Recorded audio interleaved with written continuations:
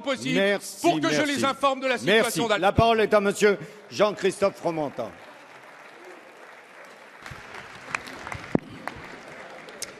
La question s'adresse au Premier ministre et la réponse qui vient d'être donnée à la question de mon collègue finalement conforte mes questions. Moi, je suis étonné de la réponse qu'on vient de recevoir qui marque très clairement une perte de confiance entre l'exécutif et l'industrie française.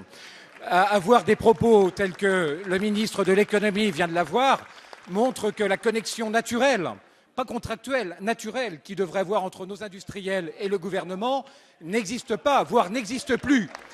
Et dans une période de crise comme celle qu'on traverse en ce moment, permettez-moi, Monsieur le Premier ministre, d'attendre de votre part des propos plus rassurants sur la qualité de cette relation entre l'exécutif et l'industrie française.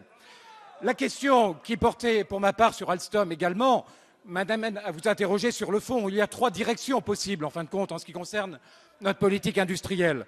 Est-ce que c'est une politique industrielle nationale, souverainiste, fermée, démondialisée ?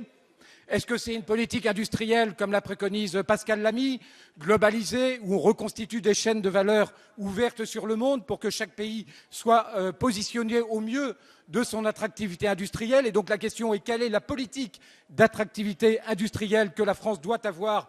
Quelle est celle que vous menez? Quel est le cap du gouvernement sur l'attractivité industrielle?